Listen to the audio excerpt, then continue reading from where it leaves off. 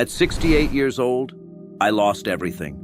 The business, the house, the savings, the identity I had spent 30 years building, gone. In less than a year, and standing in the ruins of everything I thought I was, I found something I had never had before. Myself. My name is Martin. I am 76 years old. For 3 decades, I ran a successful manufacturing business. 80 employees, good reputation, comfortable life. I was the kind of man who other men pointed to and said he made it. Then the 2008 financial crisis hit. And then a series of decisions I made out of panic instead of clarity.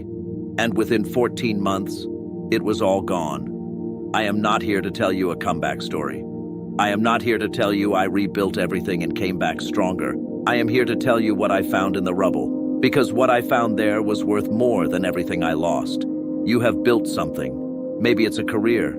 Maybe it's a reputation. Maybe it's a version of yourself that other people recognize and respond to. A title, a lifestyle, an image. And that thing, whatever it is, has become so tied to who you are that you cannot separate the two anymore.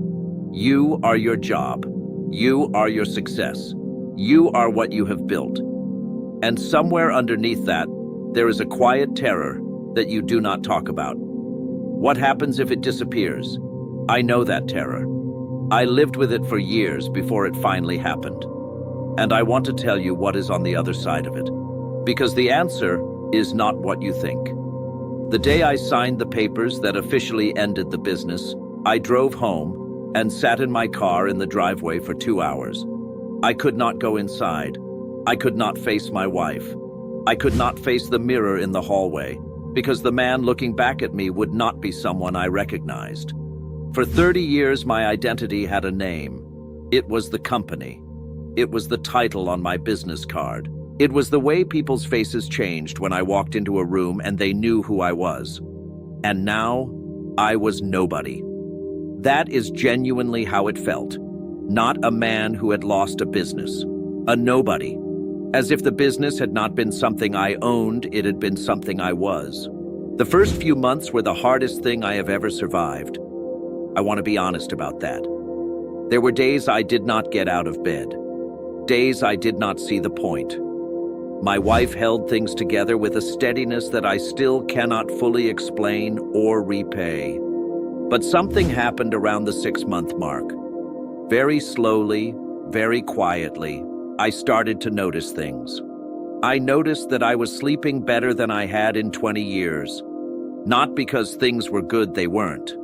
But because the weight of managing everything, of being responsible for 80 people's livelihoods, of carrying the identity of a successful man like a costume I could never take off, that weight was gone.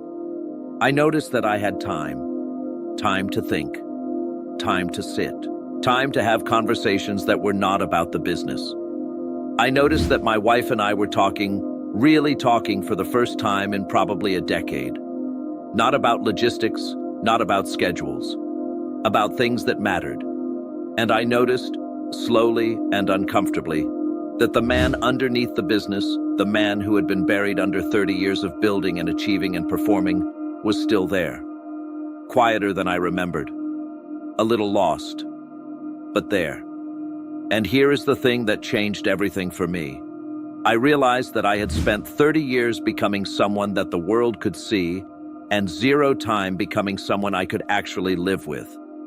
Here is what losing everything taught me that success never could. Your identity is not your achievement. I know that sounds simple, but most people, and I was one of them, live as if the opposite is true. As if what you have built, what you earn, what you are recognized for, as if that is what you actually are. It is not. It is what you did. It is not who you are. And the dangerous thing about tying your identity to your achievement is this: achievements are fragile. Markets crash. Industries change. Bodies age. Companies fail. The things you built can disappear overnight. And if you have put everything you are into what you have built, when it goes, you go with it.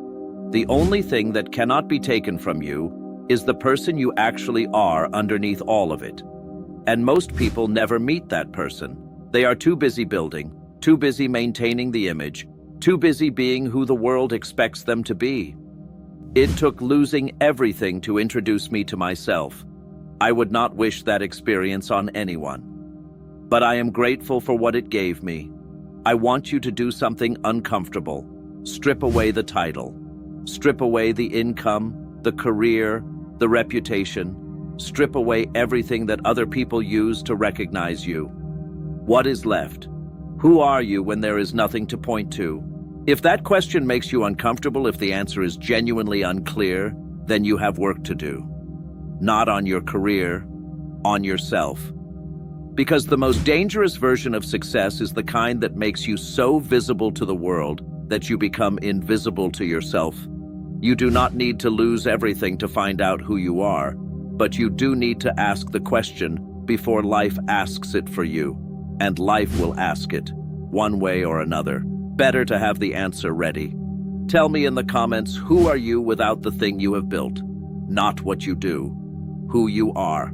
If the answer comes easily, I want to hear it. If it doesn't come at all, I want to hear that too.